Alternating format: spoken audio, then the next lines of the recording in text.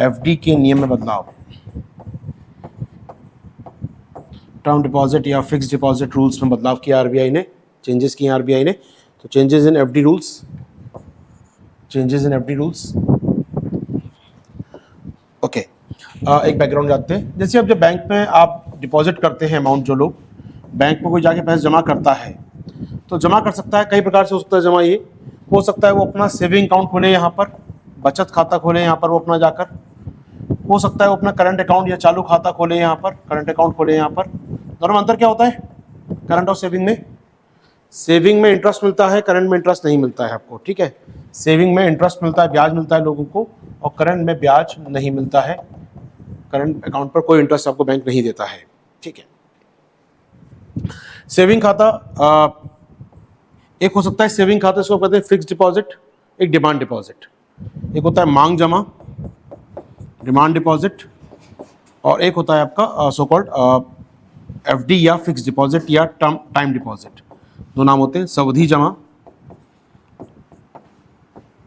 या time deposit या fix deposit. स्थिर जमा की बात करें हम लोग, दो प्रकार के होते हैं आपके सेविंग खाते, मांग जमा, सावधि जमा। डिमांड डिपॉजिट बोलते हैं इसको, डिमांड डिपॉजिट। डिमांड डिपॉजिट, आपने पैसे जमा कर रखा है बैंक में, जब चाहेंगे निकाल लेंगे। डिमांड करो, पैसा दे दो। एटीएम कार्ड डाला, पैसा निकाल लिया। अकाउंट में गए, स्लिप भरी, पैसा निकाल लिया। जब डिमांड करेंगे बैंक को देना पड़ेगा। आप बैंक आपको मना नहीं कर सकता देने से, अकाउंट जमा, पैसा अकाउंट में जमा है, जब चाहेंगे आपको बैंक को देना पड़ेगा। लेकिन जब बात करते हैं हम एफडी की या टीडी की या टाइम डिपॉजिट की, आपने एक सर्टेन टाइम के लिए एफडी कर दी, 5 साल के लिए, 3 साल के लिए, 2 साल के लिए, उसके पहले आप नहीं निकाल सकते। तो फिक्स डिपॉजिट या टर्म डिपॉजिट या टाइम डिपॉजिट, कई बार टर्म भी कहते हैं इसको, टर्म डिपॉजिट या टाइम डिपॉजिट या फिक्स डिपॉजिट। इसमें एक बार समय एफडी कर दी, 3 साल, 5 साल, 10 साल की आपने, आपको ब्याज मिलता रहेगा हर साल उस पर, लेकिन आप पूरा अमाउंट नहीं विड्रॉ कर सकते। ये क्लियर होता है? तो सेविंग अकाउंट में ब्याज निकालते हैं पैसा, उससे पहले आप मान लो 5 साल की एफडी की है आपने, उसके पहले पैसा निकालते हैं तो बैंक आप पर पेनल्टी लगा सकता है, जुर्माना लगा सकता है। तो ये एक बड़ी समस्या होती है, तो लोग आमतौर पर नहीं निकालते हैं। अब आरबीआई कहता है जनाब सुनिए, लोग एफडी नहीं करना पसंद कर रहे हैं। बैंक ऑफ एफडी क्यों नहीं कर रहे? उनको लगता है एफडी करने वाला पैसा फंस जाना है। तो आरबीआई ने एक काम करो कि यार कुछ अमाउंट निकाल सके लोग आराम से। अब रिटेल इन्वेस्टर है, 1 लाख 2 लाख जमा कर रहा है बैंक में, आप फंसा के बैठ गए पैसा उसका 5 साल तक, उसको आवश्यकता पड़ रही है आज, तो क्या करेगा वो? तो कहीं ना कहीं क्या करते हैं लोग, फिर एफडी ना करके कुछ और ऑल्टरनेट देखते हैं, कोई और विकल्प देखते हैं। यार वहाँ जमा कर दो, बॉन्ड ले लो, या वहाँ कर दो। लोग नहीं करते हैं फिर एफडी मार्केट में पैसे जमा। और जब तक एफडी में जमा नहीं होगा बैंक के पास, बैंक ज़्यादा लोन नहीं दे पाएगा, क्योंकि ये पैसा क्या है, आज जमा हो गया, कल मांगने आ सकता है आदमी, तो बैंक इसको लोन देने में डरता है बैंक इसको। लेकिन जितना एफडी होगा बैंक के पास, वो उतना लोन देने में आसान होगा, उतना उसका कवरेज रेशियो बढ़ जाएगा, उतना उसका लीवरेज रेशियो बढ़ जाएगा। तो बैंक पसंद करते हैं कोई एफडी करे, उनके पास लंबी अवधि का जमा कर दे, क्योंकि यहाँ पर 6% इंटरेस्ट देगा आपको बैंक, लेकिन आगे लोन देगा इसका 9 से 10% पर। तो बैंक की कमाई इसी में होती है मुख्यतः। लॉन्ग शॉर्ट टर्म जमा ना करें भाई, लॉन्ग टर्म करो जो करना है प्लान आपको, और एफडी 5 साल की 10 साल की करो आराम से, बैंक ये चाहता है। तो बैंक प्रमोट करता है, लेकिन बैंक करता क्या, इसमें समस्या क्या होती है, लोग पैसा फंस जाता है, लोग जमा नहीं करते हैं। तो आरबीआई ने थोड़ा विकल्प दिया है यहाँ पर। अब तक क्या था, मान लीजिए आपने एफडी की है, मान लो 15 लाख की एफडी की है किसी ने अगर बैंक में, तो 15 लाख तक का अमाउंट आप विड्रॉ कर सकते हैं किसी भी समय ड्यूरिंग एफडी की अवधि के दौरान। कोई पेनल्टी लगाता नहीं था बैंक। छोटे छोटे निवेशक के लिए ठीक था कि 2 लाख की एफडी कर दी, 5 लाख की करके तोड़ना है, किसी ने तोड़ लो आराम से, कोई जुर्माना लगाएगा बैंक, हम ब्याज नहीं मिलेगा आपको। मान लो एग्जाम्पल समझाता हूँ, आपने आज लिया एफडी, 5 साल की एफडी ली, उसमें बैंक ने कहा मैं आपको 8% इंटरेस्ट दूंगा। हाँ, 1 साल की एफडी करेंगे तो मैं आपको 6% ब्याज दूंगा, 2 साल की करेंगे आज से तो 7% दूंगा, 3 साल की करेंगे तो 7.5% दूंगा, ऐसे बैंक ने कह रखा है। और 5 साल की करेंगे तो आपसे 8% ब्याज मिलेगा। अब मान लो 2 साल बाद तोड़ लिया, 5 साल की एफडी कराई थी मैंने, वादा किया था बैंक ने इतना देगा, 2 साल बाद तोड़ लिया, तो बैंक जितना 2 साल का ब्याज बनता है वो दे देगा आपको। आप 5 साल ये इंटरेस्ट नहीं देगा फिर आपको, जितना एफडी आपको बनता है ब्याज वो दे देगा 2 साल का। या 2 साल ब्रेक कर रहे हैं 5 साल की एफडी को, पेनल्टी नहीं लगाएगा आप पर वो, लेकिन आपका ब्याज थोड़ी कम हो जाएगा। ठीक है यार, चलो कोई बात नहीं, 15 लाख तक के लिए। लेकिन किसी को एफडी 50 लाख की करनी है, उसके लिए नियम नहीं होता है। 50 लाख की एफडी आप नहीं तोड़ सकते हैं, 30 लाख की एफडी आप नहीं तोड़ सकते हैं, क्योंकि हमारे लिमिट थी केवल कितनी, 15 लाख तक की। 15 लाख तक की अगर आप एफडी तोड़ते हैं तो आपको जुर्माना नहीं देना होता था, कोई पेनल्टी नहीं लगती थी। हाँ, ब्याज दर स्लाइटली कम हो जाती थी आपके लिए, क्योंकि वो बैंक की मान के चलता है। लेकिन अब आरबीआई ने तुरंत प्रभाव से, यानी 1 तारीख से इसको बढ़ा दिया कितना, 1 करोड़। यानी अब एफडी 1 करोड़ तक की भी तोड़ी जा सकती है without any penalty, without any जुर्माने के रूप में। तो यहाँ पर बदलाव आ गया है। या तकनीकी वर्ड सुन लीजिए, तकनीकी वर्ड क्या कहते हैं इसको, टेक्निकल वर्ड क्या कहते हैं। तो यहाँ पर minimum size for non breakable term deposit, तो उसको टेक्निकल वर्ड है ये non breakable term deposit. Non breakable 1 crore से ऊपर का होगा नॉन ब्रेकेबल, 1 करोड़ से कम का कभी ब्रेक कर सकते हैं इसको, आप समझना है यहाँ पर। तो नॉन ब्रेकेबल टर्म डिपॉजिट की लिमिट है कम से कम 1 करोड़ रुपए। तो यहाँ पर मिनिमम, तो 1 करोड़ से कम आप नहीं तोड़ सकते, 1 करोड़ से कम है तो तोड़ सकते हैं, 1 करोड़ से ज़्यादा है तो फिर आपको नहीं तोड़ पाएंगे, नॉन ब्रेकेबल हो जाएगा वो। तो यहाँ पर minimum size for non breakable term deposit from 15 lakh to 1 crore है ना, move to benefit retail deposit. इससे फायदा किसका होगा, रिटेल उपभोक्ता हैं, खुदरा व्यापारी हैं, खुदरा निवेशक हैं, छोटा मोटा जमा करते हैं, अपनी अपनी रिटायरमेंट में जमा कर दिया आदमी ने, व्यक्ति ने पैसा, उसको एफडी कर दिया, उतना पैसा मिला उसको, तो कहीं ना कहीं उनको फायदा होगा। अब ये नॉन ब्रेकेबल टर्म डिपॉजिट, याद रखिए इसका मतलब, थोड़ा तकनीकी शब्द है ये, नॉन ब्रेकेबल टर्म डिपॉजिट की सीमा बढ़ाकर न्यूनतम सीमा 1 करोड़ कर दी है। पहले 15 लाख थी, अब 1 करोड़ कर दी। मतलब क्या हुआ कि 1 करोड़ से कम का एफडी आप नहीं तोड़ सकते हैं यहाँ पर, ठीक है। तो ये non breakable term deposit word याद रखिएगा, नॉन ब्रेकेबल टर्म डिपॉजिट, ये शब्द काम का रहेगा आपके लिए। एनबीटीडी, एनबीटीडी नॉन ब्रेकेबल टर्म डिपॉजिट, ठीक है। कई बार याद रखिएगा, कई बार इसी शब्द को कहते हैं नॉन कॉलेबल टर्म डिपॉजिट भी।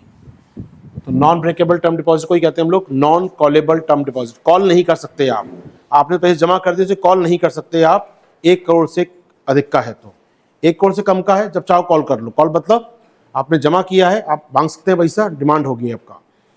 नॉन कॉलेबल यानी कि 1 करोड़ से कम के पैसे को मांग सकते हैं, उससे ज़्यादा नहीं मांग पाएंगे, उससे ज़्यादा को आप ब्रेक नहीं कर सकते हैं। तो यहाँ पर रिस्पेक्ट नॉन कॉलेबल टीडी बोल लीजिए इसको, या नॉन ब्रेकेबल टीडी बोल लीजिए, एक ही मतलब है यहाँ पर। तो नॉन कॉलेबल टीडी की सीमा होगा ये 15 लाख से बढ़ाकर 1 करोड़। अब 1 करोड़ तक की एफडी को ब्रेक करने पर कोई जुर्माना पेनल्टी आपको बैंक को नहीं देनी होगी, इसको फ्लेक्सिबिलिटी आप ब्रेक कर सकते हैं। इसका फायदा क्या मिलेगा लोगों को, तो नॉन ब्रेकेबल टर्म डिपॉजिट, या एक नाम दिया मैंने इसको non callable, callable term deposit. क्या मतलब है इसका, यहाँ पर फायदा क्या होगा इसका, इसका फायदा होगा जो रिटेल इन्वेस्टर्स हैं, जो खुदरा व्यापारी हैं, वो ज़्यादा निवेश कर पाएंगे बैंक में, ज़्यादा एफडी कर पाएंगे, उनको जब मन आता है और तोड़ने का तोड़ लेंगे, वो डर नहीं है कि फंस जाएगा पैसा उनका। तो एक फ़ायदा मिला उनको यहाँ पर, रिटेल इन्वेस्टर्स। या देखिए एफडी को ना आप ट्रेड नहीं कर सकते, तो बॉन्ड को आप ट्रेड कर सकते हैं, बॉन्ड ट्रेडेबल होता है। आपने आरबीआई को 1 करोड़ रुपये दिया, उससे बॉन्ड ले लिया, आपको आवश्यकता पड़ी आपने किसी और को बेच देंगे बॉन्ड, ब्याज उसको मिलना चालू हो जाएगी। बॉन्ड ट्रेडेबल होता है, एफडी ट्रेडेबल नहीं होती है। अगर मैंने अपने नाम पे 1 लाख की एफडी कर रखी है तो मुझे ही ब्रेक करनी पड़ेगी, मेरे अकाउंट में पैसा आएगा क्योंकि उसका। तो एफडी ट्रेडेबल नहीं होती, व्यापार योग्य नहीं होती, तो आपका पैसा फंस गया, वो 10 साल की एफडी 10 साल का पैसा फंस गया आपका, आप कुछ नहीं कर सकते, निकालेंगे जुर्माना लगा देगा बैंक आप पर। तो उसको थोड़ा सा आसान कर दिया, जिससे कहीं रिटेल लोग निवेशक कर सकेंगे, और इससे जब चाहेंगे वो आवश्यकता होगी मार्केट में लिक्विडिटी बढ़ानी होगी, बढ़ाएंगे वो यहाँ पर। और उससे बड़ा फायदा मालूम है क्या, उसका फायदा क्या होगा, आप याद करें, पिछली खबर पड़ी थी हमने, फ्लोटिंग रेट सेविंग बॉन्ड, याद है। फ्लोटिंग रेट का फायदा क्या होता है, ब्याज बदल गई। आज मैंने एफडी की 8% पर, कल मार्केट रेट 11% हो गया। अब मैं लालच आया मन में, यार 11% फायदा मिलना चाहिए मुझे, तो मैं क्यों 8% एफडी बना के रखूँ अपनी। हटाओ, तोड़ो उसको, पैसा निकालो, 11% वाली एफडी ले लो। तो उसका फायदा क्या होगा, जो फ्लोटिंग रेट वाला कॉन्सेप्ट है, अब तक एफडी क्या होती है, फिक्स रेट होती है, आपको फिक्स अमाउंट मिलेगा हर साल, एफडी के ऊपर ब्याज मिलता है। लेकिन अगर फ्लोटिंग चल रहा है मार्केट में, बदल गई ब्याज दरें, जो बढ़ रही हैं ब्याज दरें कम हो रही हैं, तो आप फ्लेक्सिबल हो सकते हैं। तो जब हमने उस दिन फायदे देखे थे, आपको याद होगा एफआरएसबी के, वो सारे फायदे इसके मिलेंगे आपको। तो आरबीआई धीरे क्या कर रहा है, लोगों को निवेश के मौके दे रहा है, तो लिक्विडिटी बढ़ेगी और इससे फ्लोटिंग रेट का फायदा मिल पाएगा हमारे ग्राहकों को। तो फ्लोटिंग रेट होते हैं, मान लो कल आज आपने 6-7% पे एफडी कर ली। अभी हो क्या रहा, ये हुआ है, लोगों ने कोरोना काल में जो एफडी की, उनको लगा कि पैसा भाई जमा कर दो, खर्च करना नहीं है कहीं, तो क्वारंटीन चल रहा था उस समय, लॉकडाउन चल रहा था, जो एक उच्च मध्यम वर्ग है उसके पास कुछ सेविंग थी, उसने बैंक में जमा कर दी। अब उस समय आरबीआई का रेपो कितना चल रहा था, 4%, एफडी कितनी चल रही थी, 5 से 6% पे एफडी लोगों ने करार दी, रख दिया पैसा बैंक में। भैया आप, क्योंकि आप खर्च नहीं कर रहे हो, कोई डिमांड है नहीं है आपकी, बाहर जाना नहीं है, घूमना नहीं है, तो कहाँ खर्च रख दो, बैंक में रख दो, पैसे सेफ रहे कम से कम। तो 6% एफडी करा के बैठ गए। अब आपने एफडी तो करा दी, लेकिन आज ब्याज दर हो गई है 9% एफडी ऑफर कर रहे हैं वो लोग, बैंक पर 10% तक ऑफर कर रहे हैं एफडी में। तो लोगों को लालच आ रहा है, क्या करें, अब वो तोड़ते हैं तो जुर्माना लग जाएगा। तो आरबीआई का तुरंत प्रभाव से, यानी आज को तोड़ना चाहे तोड़ सकता है इसको। सब पे लागू होगा। जो आज एफडी है सब तोड़ सकते हैं, मतलब ये आज से लागू हो गया ये, तो ये सब पे लागू होगा। यानी कि एक प्रकार से नॉन कॉलेबल ट्रेडी आप तोड़ सकते हैं इसको। जो नया रेट इंटरेस्ट का उसमें जमा कर दीजिए। मान लो 6% पे कर रखा था, तोड़े यहाँ पर वो, अपनी 8% एफडी करा लें यहाँ पर अब, तो उसको थोड़ा फायदा होगा ग्राहक को। ग्राहक ज़्यादा करना चाहेंगे भी ये, और डिमांड भी थी ग्राहकों की ओर से। हो पाएगा बात।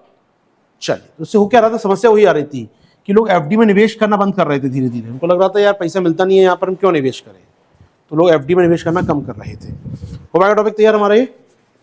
तो नॉन ब्रेकेबल टीडी या नॉन कॉलेबल टीडी, तो ये तुरंत लागू हो जाएगा, इससे फायदा मिलेगा लोगों को। ठीक है, तो 1 करोड़ लिमिट हो गई है इसकी, इमीडिएट इफेक्ट से लागू हो गया ये, तुरंत प्रभाव से लागू हो गया ये। याद रखिएगा, ये हमारे अकाउंट पे, सामान्य अकाउंट पर, एनआरआई अकाउंट पर, नॉन डिपॉजिट अकाउंट जितने भी है देश में, सब पे लागू होगा ये। जो भी एफडी कराता है देश में हमारे यहाँ, सब पे लागू होगा, सारे अकाउंट्स पे लागू हो जाएगा ये। अच्छा, एक फायदा और मिलेगा, इसको समझेंगे। एक शब्द आएगा हमारे पास,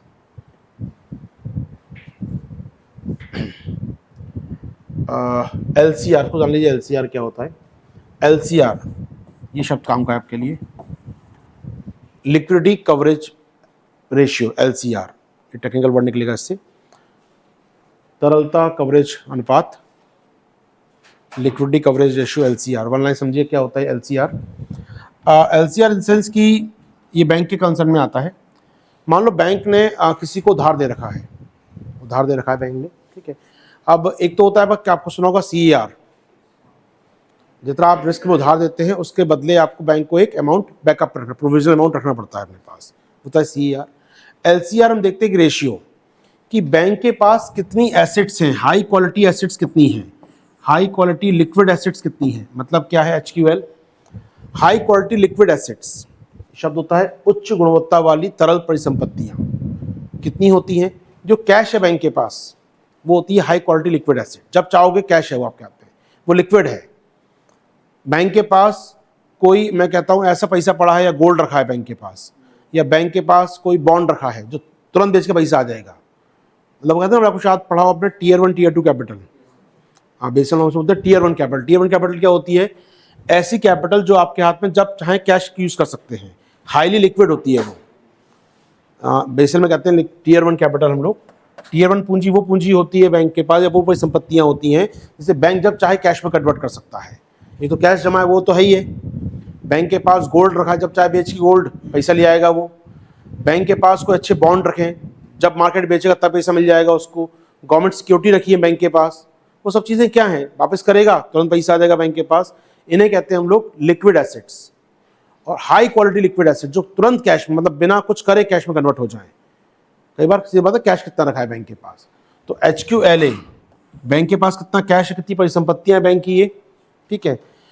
रिवाइड किससे करना है मुझे, कि बैंक को अगले 30 दिनों में कितना आउटफ्लो देना है अपने यहाँ से, उसकी लायबिलिटी कितनी है अगले 30 दिनों में, कि लोगों को पैसे जमा है, मांगने आएंगे लोग ये एफडी टूटने वाली है, मांगने आएंगे लोग यहाँ पर ये, तो बैंक को कितनी देयता देनी है 30 दिनों के अंदर। मान लो 1 नवंबर चालू हो गया, तो बैंक अनुमान लगाता है कि इस पूरे नवंबर में मुझे कितना भुगतान करना है। लोगों की सैलरी आ गई अकाउंट में, आज निकालेंगे लोग, ये देना पड़ेगा आपको। इसके अलावा जो एफडी टूट रही है इस महीने मेरी, वो बैंक को जानता है बैंक देना है मुझे यहाँ पर, तो बैंक अनुमान लगाता है कि उसकी लायबिलिटीज़ कितनी है। बैंक अनुमान लगाता है कि उसका आउटफ्लो कितना होगा अगले 30 दिन का। अनुमान ये लगाता है कि उसकी इनकम कितनी होगी अगले 30 दिन की। उसको लगता है नहीं यार मैंने कहीं मैंने उधार दिया था, उसका ब्याज आएगा अगले 30 दिन में, मुझे मेरा ने लोन वापस दिया था, लोन वापस आएगा मेरा कहीं ना कहीं से। उसकी इनकम कितनी होगी वो काउंट करता है बैंक यहाँ पर। मान लो बैंक काउंट करता है कि मुझे 50 करोड़ रुपए देने हैं लोगों के इस महीने, और 30 करोड़ रुपए मेरे पास आने हैं, तो 20 करोड़ रुपए कम पड़ रहे हैं उसके पास, तो 20 करोड़ रुपए कम पड़ रहे हैं उसके पास, तो 20 करोड़ रुपए कैश होना चाहिए उसके पास। हमने आई बात यहाँ पर। अगर ये 100% नहीं है तो बैंक रिस्क में है। 100 से कम है, मान लो उसका 10 ही करोड़ रुपए कैश में है उसके पास, और उसको मालूम है 50 करोड़ आएंगे, 30 करोड़, मतलब उल्टा बोल दिया, 50 करोड़ मुझे देने हैं और 30 करोड़ आएंगे मेरे पास महीने में। 30 करोड़ आएंगे, मान लीजिए मैं कह रहा हूँ 30 करोड़ बैंक में जमा होंगे, उसकी कमाई होगी कुल मिलाकर, और 50 करोड़ बैंक को खर्च करना है इस महीने, तो 20 करोड़ रुपए देने पड़ेंगे बैंक को अपने खजाने से निकाल कर। अब उसके पास 20 करोड़ रुपए कैश होना चाहिए ना, ऐसा ना गोल्ड में फंस गया पैसा या कहीं लगा हुआ पैसा निकाल नहीं पा रहा, वो क्या होना चाहिए उसके पास, हाई क्वालिटी लिक्विड एसेट्स होनी चाहिए। यानी कवरेज रेशियो मस्ट बी 100% के ऊपर होना चाहिए। ये 100 से कम होगा तो बैंक फंस जाएगा। समझ में आया कॉन्सेप्ट क्या है ये? 100 से कम होगा तो बैंक फंस जाएगा। तो LCR should be more than 100%। तो 100% से ऊपर होना चाहिए LCR को। LCR क्या होता है? बैंक की उच्च गुणवत्ता वाली तरल परिसंपत्तियां डिवाइडेड बाय, किससे डिवाइड कर रहे हैं हम लोग? बैंक का नेट आउटफ्लो, नेट शुद्ध बोलते नीचे बोलते हैं शुद्ध आउटफ्लो यानी नेट आउटफ्लो उसको। तो देख लीजिए एक बार, यहाँ पे लिखा भी है शायद मैंने कहीं, ये लिखा होगा, यहाँ कहीं लिखा होगा। तो LCR representative of stock of high quality HQLA divided by total net cash outflow. तो ऊपर HQLA आ गया ऊपर आपका फॉर्मूले में, और नीचे क्या बोल देंगे हम लोग? Net outflow. तो नेट जब भी बोला जाता है, नेट का मतलब क्या होता है? कितना इनफ्लो आउटफ्लो का अंतर। तो शुद्ध आपका कितना जा रहा है पैसा वो देखिए, और कितना HQLA है। ये 100% के ऊपर होना चाहिए बैंकों का। क्लियर है हमारे यहाँ पर ये? तो ये देखा जाता है। ठीक है, चलिए। FD जो होती है बैंकों की, अगर RBI में चेंज करते तो क्या बदलेगा मालूम है आपको? FD में बदलाव करने से अब बैंक को नहीं मालूम कि FD कब तोड़ ले कोई। 30 दिन अनुमान लगाना मुश्किल हो जाएगा बैंक के लिए। यहाँ पे कह रहे हैं कि 30 आपने 5 साल की FD हुई तो 5 साल बाद आएगा ना टूटने। नवंबर को FD नहीं तोड़ेगा, मुझे मालूम है। नवंबर में किसी की FD पूरी नहीं हो रही तो मुझे नहीं देना, लेकिन कोई मांगने आ गया नवंबर में, नहीं तोड़ो FD मेरी, तो क्या बढ़ गया बैंक का? एकदम से आउटफ्लो बढ़ गया, लाइबिलिटी बढ़ गई बैंक की यहाँ पर। तो बैंक को अपना LCR हाई क्वालिटी ज़्यादा रखना पड़ेगा। इसमें लोगों को फायदा हो गया, आम आदमी को फायदा हो गया, चाहे तोड़ लो FD करके अपनी तोड़ सकते हो, लेकिन नुकसान किसको हो गया? अल्टीमेटली बैंक को ज़्यादा क्वालिटी रखनी पड़ेगी एसेट अपने पास। बैंक को अब ज़्यादा अपने पास पैसा रखना पड़ेगा कैश में, और ये समझिएगा इस बात को। अब बैंक को ज़्यादा रखना पड़ेगा, इसका मतलब क्या होगा? कि बैंक ज़्यादा लोन नहीं दे पाएगा, और जब लोन नहीं देगा तो क्या हो जाएगा? मार्केट में लिक्विडिटी कम हो जाएगी, महंगाई कम हो जाएगी। एक साथ कई शॉट मार रहा है RBI। तो अल्टीमेटली याद रखिए सब पे असर पड़ने वाला है, इसलिए LCR समझेंगे हम लोग यहाँ पर। तो यहाँ पर इसका असर क्या होगा? फ्लोटिंग रेट का फायदा मिलेगा आम ग्राहक को। बैंकों का LCR कम होगा ज़्यादा होगा? क्या कहेंगे इस कदम से? कम हो जाएगा, हाई क्वालिटी कम हो गई ना, तो उसको बढ़ाना पड़ेगा, कैश रखना पड़ेगा ज़्यादा इससे। अब तो बैंकों का हाई क्वालिटी मतलब कुल मिला के उसके पास 100 रुपये रखे थे कैश, मांगने वाले भी 100 रुपये थे, लेकिन हो सकता मांगने वाले 120 आ गए तो क्या करेगा वो? तो ये रेशियो कम हो गया ना उसका बैंक के लिए। अभी LCR कम रह जाएगा, उसको पूरा करने के लिए 100 करने, क्योंकि RBI कहते हैं 100 करना पर जरूरी है। तो 100 रखने के लिए बैंक को अब ज़्यादा लिक्विडिटी करनी पड़ेगी अपने पास, ज़्यादा बैंक के अकाउंट में पैसा हमेशा रखना पड़ेगा उसको। तो क्या होगा? LCR को 100% से ऊपर रखना पड़ता है बैंकों को, और इसके लिए बैंकों को अब ज़्यादा लिक्विडिटी रखनी पड़ेगी, ज़्यादा तरलता रखनी पड़ेगी। समझ में आई बात आपको? यहाँ पर LCR का बता रहा हूँ, टॉपिक जोड़ के हम लोग। तो बैंक को अब ये ज़्यादा पैसा रखना पड़ेगा अपने पास इसको पूरा करने को। ज़्यादा पैसा रखना पड़ेगा मतलब लिक्विडिटी बढ़ानी पड़ेगी बैंक को अपने पास स्टॉक में, यानी बैंक को हाई क्वालिटी लिक्विड एसेट जो हैं बढ़ानी पड़ेंगी बैंक को। और उसका सीधा मतलब क्या होगा? बैंक कम ऋण दे पाएगा, कम लोन दे पाएगा, और जब कम लोन दे पाएगा मतलब मार्केट में लिक्विडिटी कम, मार्केट में महंगाई कम। तो इससे मार्केट में लोन कम जाएंगे अल्टीमेटली। हालांकि बैंकिंग सेफ हो जाएगी थोड़ी, इससे ज़्यादा पैसा आप रखेंगे बैकअप में, बैंकिंग सेफ हो जाती है। तो एक डर ये भी खत्म हो जाएगा यहाँ पर। इसलिए ये जो कॉन्सेप्ट है LCR का ना, इसको कौन लेकर आता है? Basal committee. बेसल कमेटी क्या करती जानते हैं आप लोग? दुनिया में बैंकिंग रिस्क को कम करती है। तो आप कैप पढ़ते हैं वो सब जानते हैं, कैप में आप लोग का तो अपने चलता है, कार चलता है CAR, कैपिटल इक्विटी रेशियो, वो सुनते ही आप। लेकिन ये वर्ड काम का है आपके लिए, बेसल कमेटी का है। ये वर्ड है कि LCR कौन लेकर आए थे पहली बार? ये लेकर आए थे बेसल कमेटी वाले। LCR क्या है? बैंक की कितनी देनदारियां हैं, नेट आउटफ्लो कितना है, और उसके पास कितनी परिसंपत्तियां, उसका अनुपात है।